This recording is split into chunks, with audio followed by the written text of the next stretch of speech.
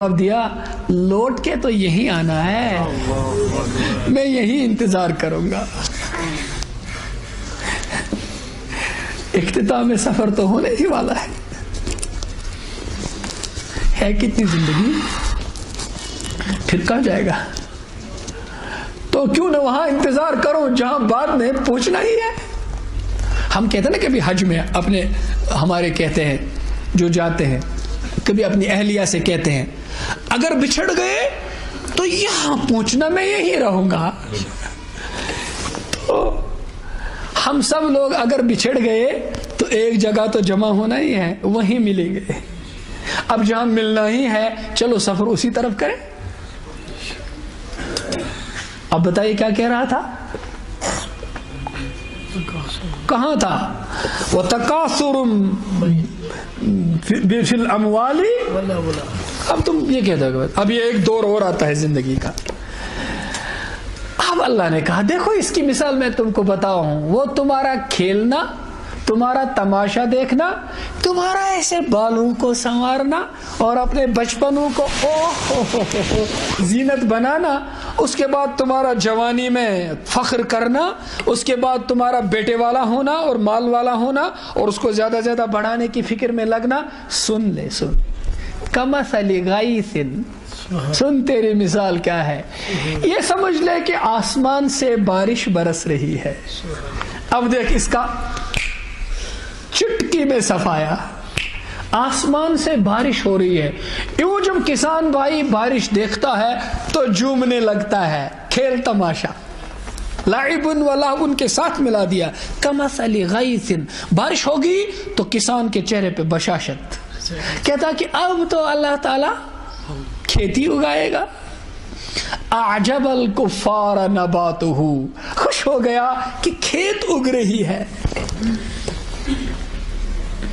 ثم یہیج، اب جب وہ اگتا ہے نا دانا، اوپر چڑھتا ہے نا، پھر وہ کیا کرتا ہے، ایسے چڑھ گیا نا، پھر مغرب سے ہوا آئی تو مشرق کی طرف ایسے، ادھر کی ہوا آئی تو ادھر کی طرف ایسے۔ اب ذرا اس کو اس کے ساتھ ملاؤ، ادھر کی ہوا آئی تو بال کا سٹائل ادھر، ادھر کی ہوا آئی تو اس کا سٹائل ادھر۔ ثم یہیج، تم تو وہ ہو، پھیل گیا۔ پھر آگے دیکھ، پھر آگے دیکھ، فتراہ مصفرا، فتراہ مصفرا، اب داڑھی سفید ہونے لگی، شروع ہو گئے بال۔ حضرت آدم علیہ السلام کے جب پہلا بال مبارک سفید ہو گیا، اب یہ پہلا تجربہ تھا، آپ نے تو ابا کا دیکھا ہے، انہوں نے کس کا دیکھا تھا؟ تو پہلا بال سفید ہو گیا۔ یا ربی ما ہذہ، پروردگارا یہ کیا ہے؟ انہوں نے کہا آدم ہذہ کرامہ، یہ تیری عزت ہے، یہ تیری عزت ہے، ہذہ کرامہ، یہ تیری بزرگی ہے۔ انہوں نے کہا ربی زدنی کرامہ، ربا میری بزرگی بڑھا دے۔ ہم تو اس پہ کچھ اور چڑھاتے ہیں، تو دھوکے میں کیوں پڑتا ہے؟ اپنی کرامت کو بڑھا۔ لوگ بوڑھے ہو کر بھی اپنے کو دھوکہ دیتے، میں ابھی بوڑھا نہیں، میں بوڑھا نہیں، یہ دیکھ میں کون ہوں۔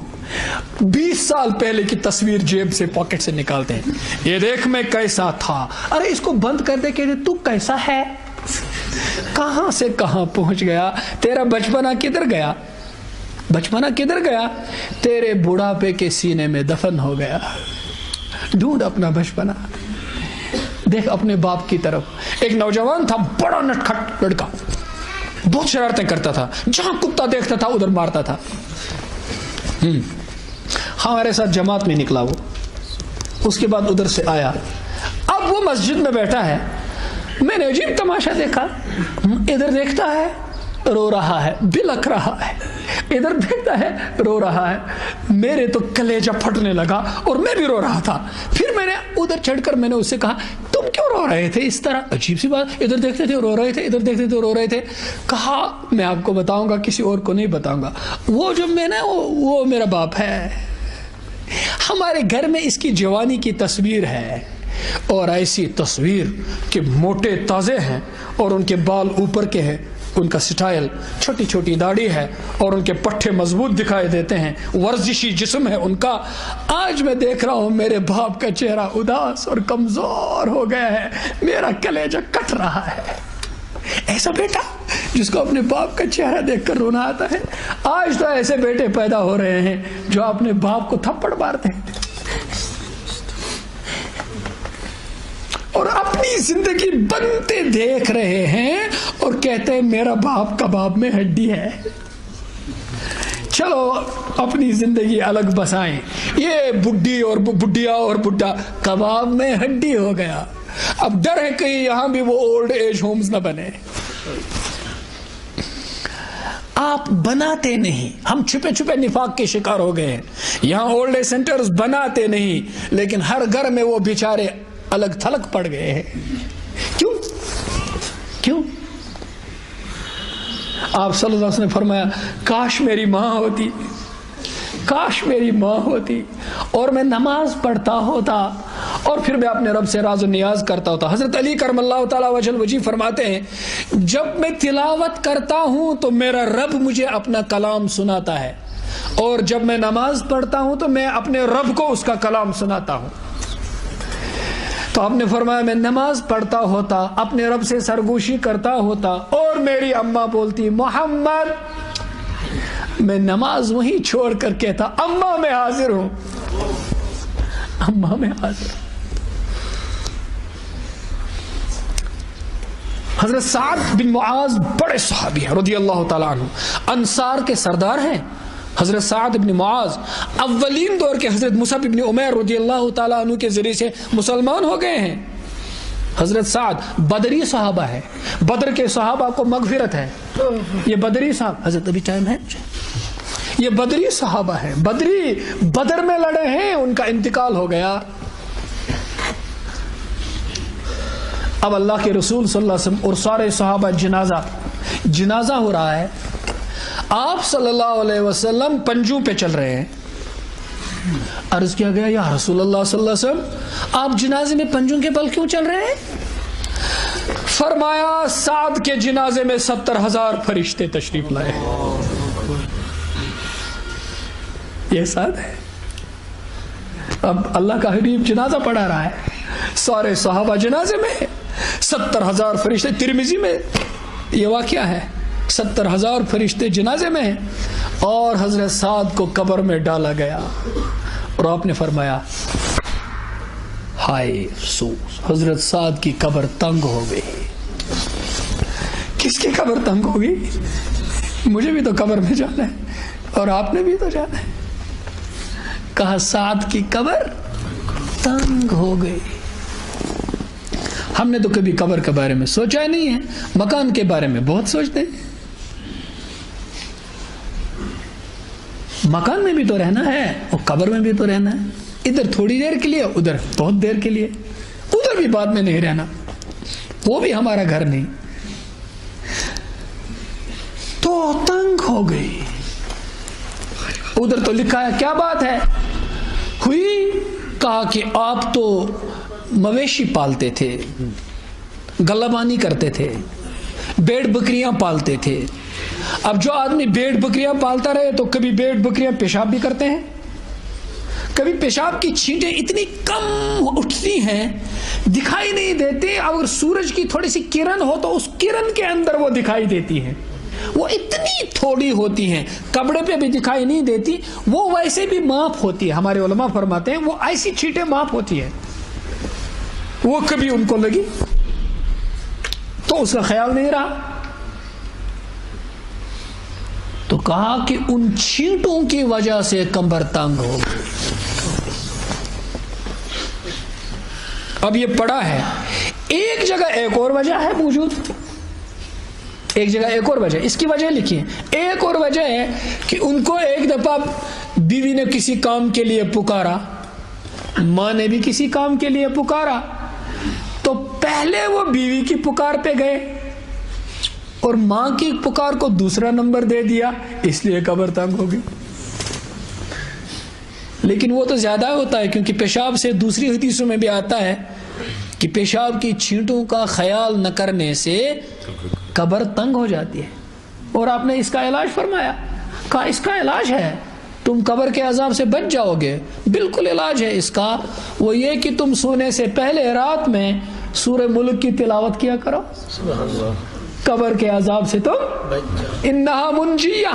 حضرت علی فرمایا کرتے تھے رضی اللہ عنہ، جب سے میں نے اپنے پیارے حبیب سے یہ سنا کہ سورہ ملک سے قبر کا عذاب دور ہو جاتا ہے، میں نے تب سے اس سورت کو کبھی ناگا نہیں کیا، چھوڑا نہیں۔ کسی نے کہا حضرت جب جنگ صفین میں آپ تھے، وہ جنگ صفین کیا تھا اس کی تفصیل میں یہاں نہیں بتاؤں گا،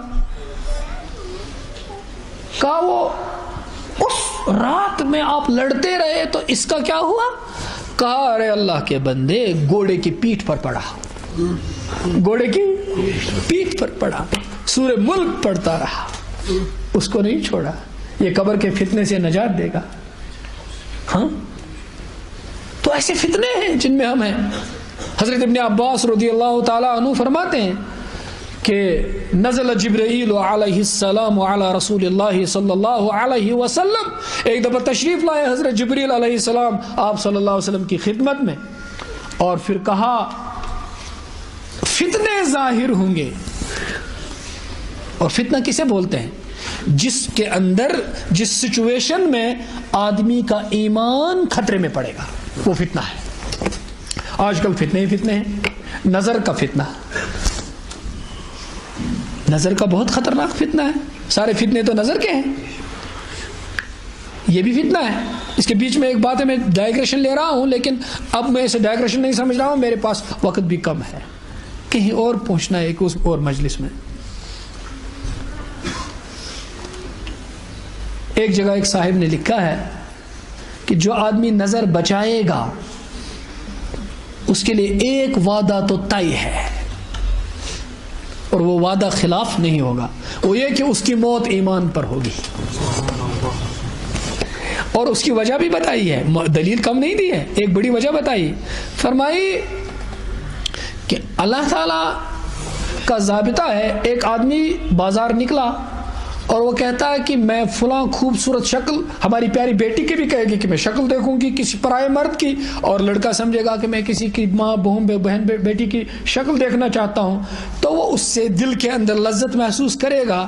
اب اسے اللہ کا خوف کہتا ہے یغضوا من ابصارہم قل للمؤمنین یغضوا من ابصارہم، ارے مومنو آنکھیں نیچے رکھو، تو یہ کہتا کہ نہیں اٹھاؤں گا، ایک کشمکش اندر پیدا ہو جاتی ہے۔ وہ کہتا کہ اٹھا لے، اس میں مزہ ہے، یہ کہتا کہ تھوڑی دیر کا ہے، آگے کی دوزخ ہے۔ مفتی محمد شفیع صاحب علیہ الرحمہ نے لکھا گناہ بے لذت، ایک کتاب لکھی ہے گناہ بے لذت، میں کتابیں بھی بولتا رہتا ہوں، ان کو لائیے گا پڑھیے گا۔ گناہ بے لذت، گناہ بے لذت کب ہوتی ہے؟ جب آدمی کر چکا ہوتا ہے، تب کتنا پچھتاوا۔ تو اب یہ کشمکش ہوگی تو اس نے روک دیا اپنے کو اور نہیں دیکھا، نظر نیچے کی، تو اس کے اندر زلزلہ ہو گیا۔ تو انہوں نے کہا جب کسی ملک میں زلزلہ، ہمارے حضرت ابھی فرماتے تھے زلزلہ، تو جب زلزلہ ہو جاتا ہے تو اس ملک کی توڑ پھوڑ ہو جاتی ہے، بلڈنگیں گر جاتی ہیں، تو اس شہر کا، ملک کا بادشاہ یہ ذمہ داری رکھتا ہے کہ اب میں ریکنسٹرکٹ کروں گا اس شہر کو، تو وہ سیمنٹ بیچتا ہے، وہ آئرن بیچتا ہے، وہ مستریوں کو ساتھ بیچتا ہے، وہ سب میٹیریل بیچتا ہے تاکہ یہاں ریکنسٹرکشن ہو جائے، یہاں ڈسٹرکشن ہو چکا ہے، یہاں پھر تعمیر نہ ہو جائے، تو وہ اس کی ذمہ داری ہے۔ اب تیرے دل کے اندر اللہ کے حکم نے زلزلہ کر دیا، تم نے نظر بچائی تو اندر تیری خواہشات کا اور حکم خدا کا اور خوف خدا کا ٹکراؤ ہوا اور زلزلہ ہو گیا، دل کی تمنائیں چور چور ہو گئی، جوانی کی سرمستیاں ٹوٹ گئی، تو اندر زلزلہ ہو گیا۔ اب اللہ کہتا ہے کیا بادشاہ اپنے ٹوٹے پھوٹے شہر کو ریکنسٹرکٹ کرے؟ میں تیرے ٹوٹے دل کو ریکنسٹرکٹ کرنا نہیں جانتا، میں نہ کروں، میں تو بادشاہوں کا بادشاہ ہوں۔ تو انہوں نے کہا اب ریکنسٹرکشن کے لیے کیا میٹیریل آتا ہے اس مومن کے دل کے لیے، اس جوان کے دل کے لیے؟ تو کہا اب اللہ ڈالتے ہیں اس کے دل کے اندر اپنی معرفت کا میٹیریل، اپنی معرفت، اپنی پہچان، اپنا تعلق اور ایسی لذت. شام کو کہتا ہے واہ واہ شکر اللہ کا میں نے بچا لیا اپنے کو. اب جو نماز میں لذت آئے گا تو ایک دن میں نعمت جو دنیا میں ملے گی نظر بچانے سے، وہ اس رات میں تہجد پڑھنے کی توفیق ملے گی. کہتے ہیں تہجد کی توفیق کس کو ملے؟ جو دن میں نظر بچائے، جو دن میں نظر بچائے. جس کی آنکھ نہ بچے وہ تہجد نہیں پڑھ سکے گا. اور آخر میں کیا ہوگا؟ موت ایمان پر ہوگی. کیوں کہا ان المعرفت اذا دخلت قلبا لا تدخل منه ابدا، کہ معرفت کی یہ صفت ہے جب ایک دفعہ کسی دل کے اندر گھس جاتی ہے تو آخری دم تک اس دل سے نکلتی نہیں. اب نظر بچانے پر معرفت آ گئی، اللہ کی محبت آ گئی، اب یہ محبت موت تک دل سے نکلے گی. ایک کشمیری شعر سنو شیخ العالم کا کہ اس کے بغیر تو میرا جی ہی نہیں کرتا. انہوں نے ایک جگہ کہا ہے صاحبو لاگئی والوشی، والوش کس چھ لاگان جانور تاکہ رٹن بہ خدا اس کیا والوش لاگو. صبح پاس ٲخرس لاگے دلچ والوش، دل تھاوے بہ ژے برونٛٹھ کن آیتن وُیت میں دلس مز، کیا میں نے اغیار سے دل کو خالی، ہر تمنا دل سے رخصت اب تو آ جا، اب تو خلوت ہوگی. تو دل سے یہ ساری شکلیں نکال دو. تو آگے صاحبو لاگئی والوشی، میں سے چونے عشی آؤ کہ مجھے تیرا شوق ستا رہا ہے. اب میں نے ساری دنیا سے محبت کی، سب نکلی نکلے، اب میں تیرے سے محبت کرنا چاہتا ہوں، سب کو چھوڑ دیا، اب مجھے تو اپنا بنا. یمو ژے پتہ دۄہ کوٚر نٲشی تِہُنٛدُے بنیاکھ عٲشی ناو.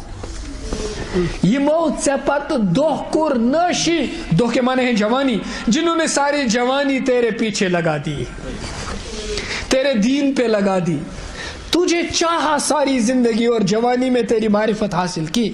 تہندی بنیاک عٲشی ناو. عٲش ناو گو سُے یُس وقت وز عٲش کرنائے، یُس مصیبت وز عٲش.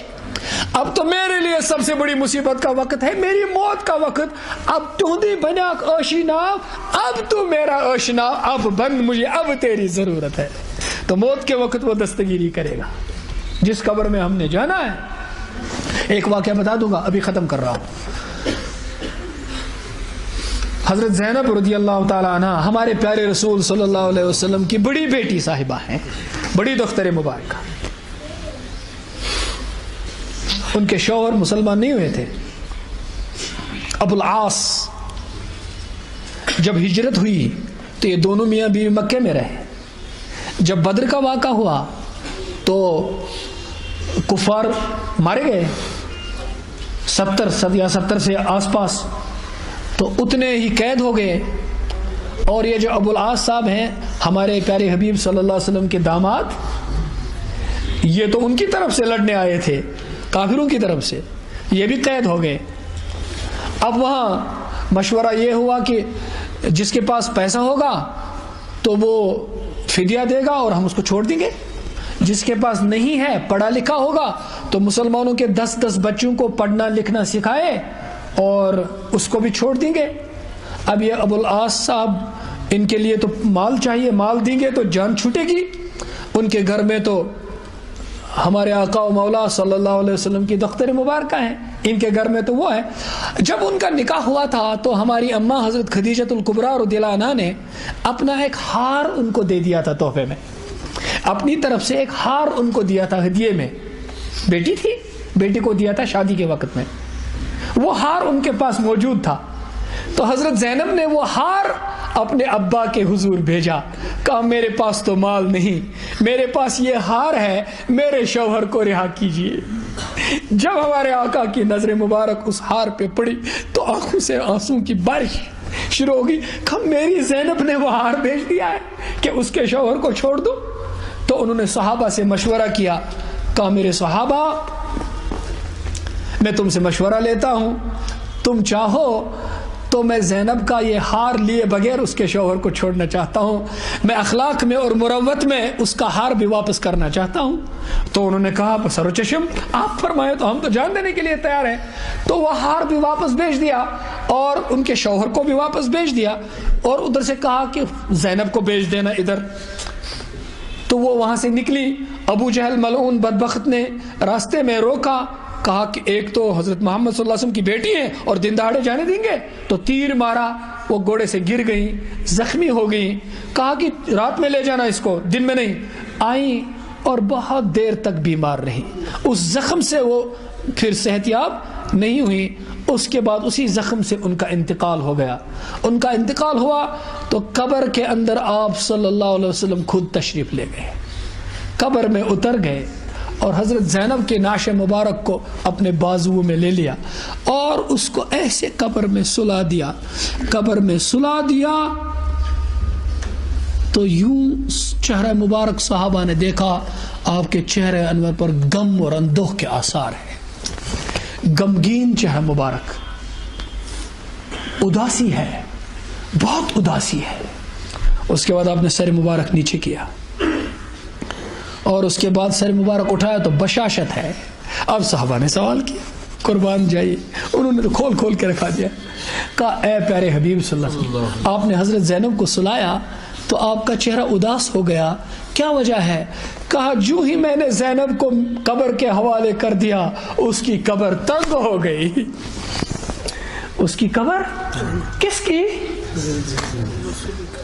ادھر جو آدھی بات رہ گئی تھی حضرت سعد کی، آپ نے پھر تسبیح و تحلیل کی تو ان کی قبر پھر کھل گئی، شکر بھی کیا اللہ کا۔ ادھر کہا ان کی قبر تنگ ہو گئی، پھر کہا میں نے اللہ کے حضور گڑ گڑایا، دعا کی، اب بشاشت ہوئی کہ ان کی قبر کھل گئی۔ اب اس کی تشریح میں ہے قبر تو سب کی تنگ ہو جاتی ہے، نیکوں کی بھی گنہگاروں کی بھی، جس کو بھی ڈالا جائے گا قبر تنگ ہو جاتی ہے۔ پھر بقدر اعمال، جس کے ایمان اور اعمال اچھے ہوں وہ پیش ہوتے ہیں تو یہ قبر کھل جاتی ہے۔ اب اس قبر کا سامان تیار کرنا ہے۔ آگے اللہ نے اس آیت کے بعد فرمایا جس میں کہا کہ تمہاری مثال تو کس کی ہے؟ ثم یہیج فتراہ، بس میں ختم کر رہا ہوں، فتراہ مصفرہ، تم دیکھتے ہو بعد میں وہ زرد پڑ جاتی ہے وہ کھیتی۔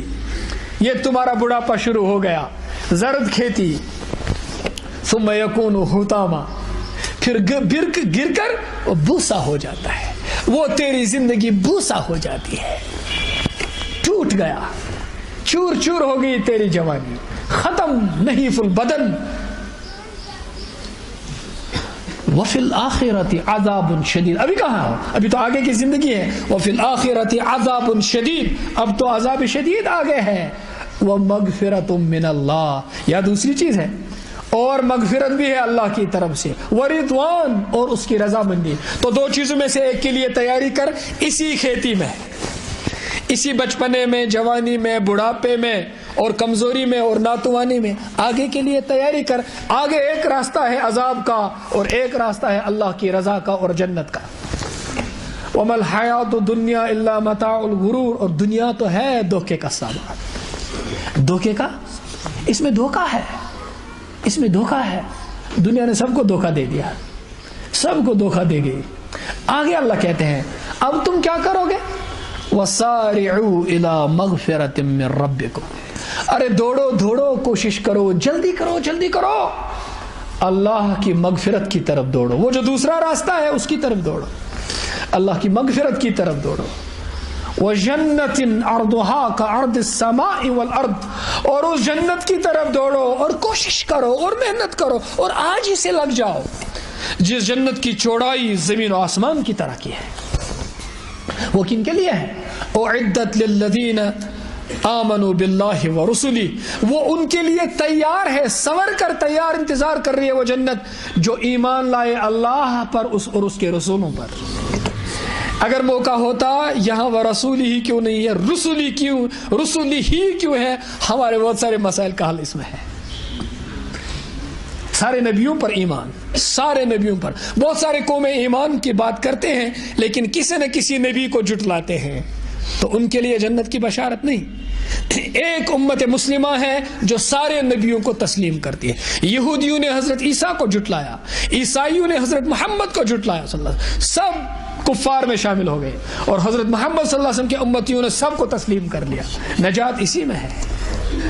آپ نے فرمایا اگر آج حضرت موسیٰ بھی ہوتے اور وَأَدْرَكْتُمُوهُ, اور تم حضرت موسیٰ کو پاتے, اس سے ملتے, وَتَرَكْتُمُونِي, اور مجھے چھوڑ دیتے, لَظَلَلْتُمْ, خدا کی قسم حضرت موسیٰ کے پیچھے پیچھے حضرت محمد کو چھوڑ کر حضرت موسیٰ کے پیچھے پیچھے جا کر بھی تم لوگ دوزخ میں چلے جاتے, گمراہ ہو جاتے. وہ تو نبی کے پیچھے پیچھے ہیں, تم لوگ گمراہ ہو جاتے. ایک جگہ آیا ہے لو کان موسیٰ وعیسیٰ حیین ما وسعہما الا اتباعی, آج اگر حضرت موسیٰ اور حضرت عیسیٰ بھی زندہ ہوتے میری پیروی کرنے کے بغیر ان کو بھی چارہ نہیں تھا. اب میں آخری بات کہہ رہا ہوں, اس کی چوڑائی زمین و آسمان کی طرح کی ہے, وہ ایمان والوں کے لیے ہے. اور آگے کیا فرمایا, ذالک فضل اللہ یؤتیہ من یشاء, جس کی جوانی جس کا بچپنا اسی میں گزر جائے یہ اللہ کا فضل ہے, یہ اللہ کا احسان ہے. تو اللہ کا فضل, اللہ کا احسان, اللہ کی منت, اللہ کی دستگیری کس جوان پر ہے؟ جو بچپن سے اللہ کی عبادت میں گناہوں سے بچ گیا. اسی لیے ایک حدیث میں ہے کل عرش کا سایہ اس جوان کے لیے ہے شاب نشأ فی عبادت اللہ. ایک جگہ ہے شاب ترعرع فی عباد اللہ, جس کا بچپنا, جس کی نشو نما, جس کی اٹھان ہوئی اللہ کی عبادت کے ماحول میں. میں آخری بات کہوں گا, مصر کے ڈاکٹر یوسف القرضاوی بڑے اسکالر ہیں, ان کے تفردات بھی ہیں, انڈیویجول اوپینینز بھی ہیں. ان کو چھوڑ کر ان سے ایک کالج کے جوان نے سوال پوچھا, ان سے کہا حضرت میں کالج میں پڑھتا ہوں, 5 وقت کی نماز پڑھتا ہوں, جب کالج جاتا ہوں تو میری نظریں بچتی نہیں اور میرا وضو بھی رہتا نہیں, پھر روتا ہوں, مسجد جاتا ہوں, وضو کرتا ہوں, نماز پڑھتا ہوں اور گڑ گڑاتا ہوں, پھر لوٹ آتا ہوں, پھر اس ماحول میں پھسل جاتا ہوں, پھر مسجد جاتا ہوں, پھر نماز میں روتا ہوں, پھر کالج جاتا ہوں, پھر گر جاتا ہوں, پھر سنبھل جاتا ہوں. تو یہ سنبھلنا, گرنا, گرنا, سنبھلنا میری تقدیر ہے, میں کیا کروں؟ انہوں نے جواب دیا, میرے پاس وہ سوال بھی ہے اور جواب بھی لکھا ہوا ہے.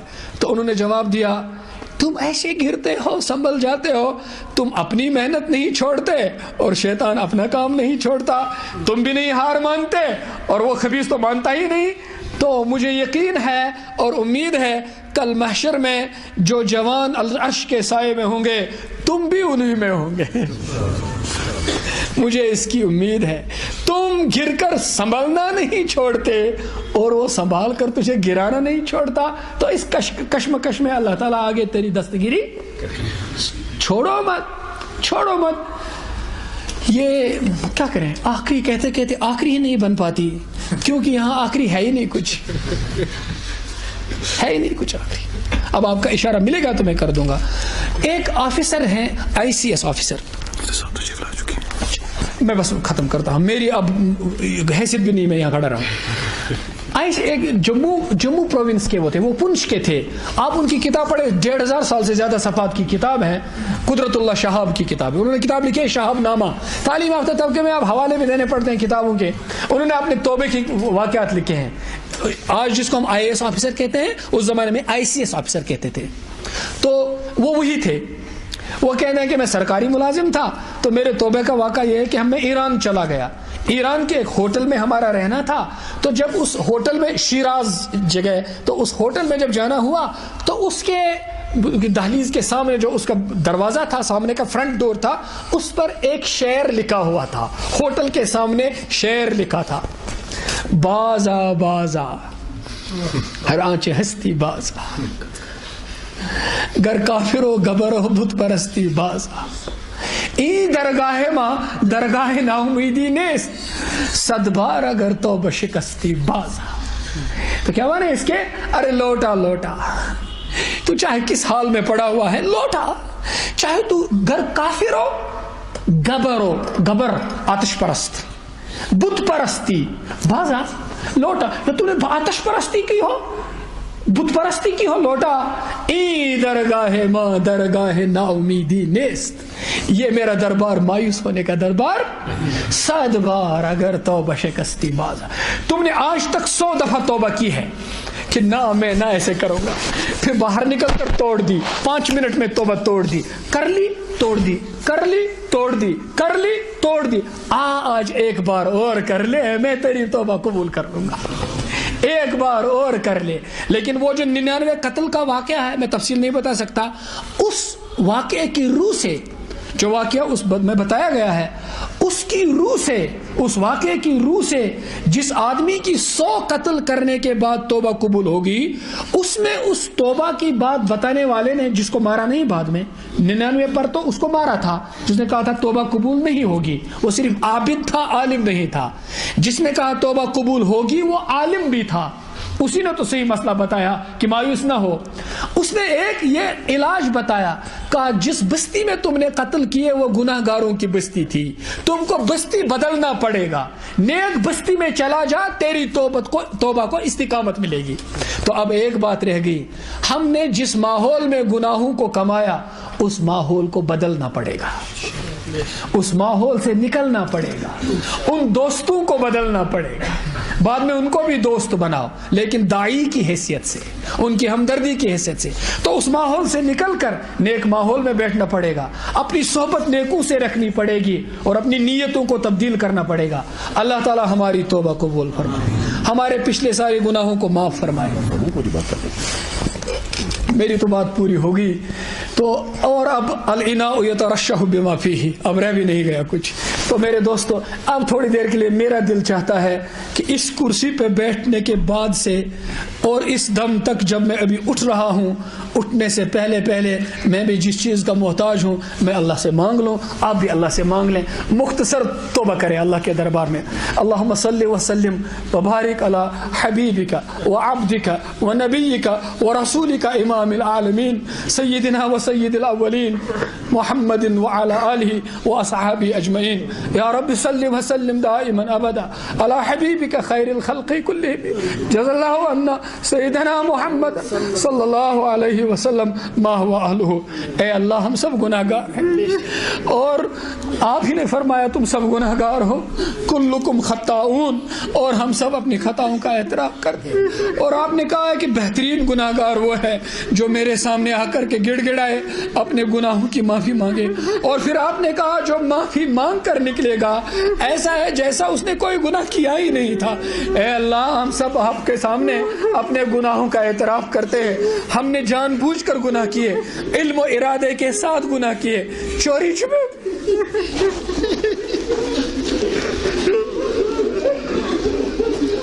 हम जानते थे ये गुनाह है और हमने किए, हम कभी जानते भी नहीं थे गुनाह है, ला इल्मी में किए, सबके सामने किए, जिर्री होकर किए, छुप छुप कर किए, निफाक की हालत में किए। ए अल्लाह, हम तेरे सामने आकर के सारे गुनाहों का जितना रोना हम महशर में रोएंगे, हम पहले ही रोना करते हैं, हम पहले ही रोते हैं, जितना अफसोस वहां करेंगे हम पहले ही अफसोस करते हैं। या अल्लाह, उस अफसोस के साथ तेरे दरबार में तेरे हबीब को वसीला बनाकर तुझसे मांगते हैं, हमारे सारे गुनाहों को माफ फरमा, हमारे सारे गुनाहों को माफ फरमा, हमारी तौबा कबूल फरमा, हम सब की तौबा कबूल फरमा, हम सब की तौबा कबूल फरमा, हमारी तौबा कबूल फरमा, आगे इखलास और इस्तिकामत अता फरमा, आगे इखलास और इस्तिकामत अता फरमा, उम्मत की सलाहियतों को ज़ाया होने से बचा। सुब्हान रब्बिका रब्बिल इज्जति अम्मा यसिफून व सलामुन अलल मुरसलीन वल्हम्दुलिल्लाहि रब्बिल आलमीन।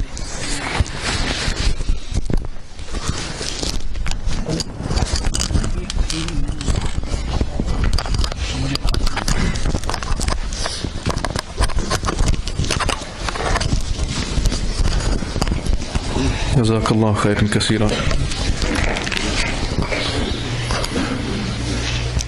आखिरत की फिक्र करनी है ज़रूर, आखिरत की फिक्र करनी है ज़रूर, जैसी करनी वैसी बरनी है ज़रूर। उम्र ये एक दिन गुज़रनी है ज़रूर, कब्र में मैयत उतरनी है ज़रूर। एक दिन मरना है आखिर मौत है, कर ले जो करना है आखिर मौत है।